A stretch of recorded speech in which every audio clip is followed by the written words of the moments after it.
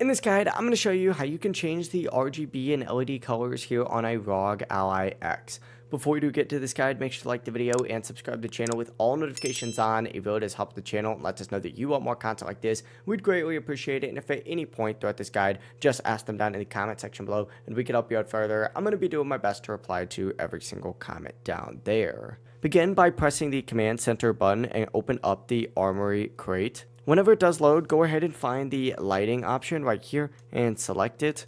It's going to be on the right side, and you're going to see a bunch of different options on this, like rainbow, static, breathing, strobing, color cycle. Select whatever one you like. For example, we'll go ahead and actually select breathing, since we technically have rainbow already selected right here.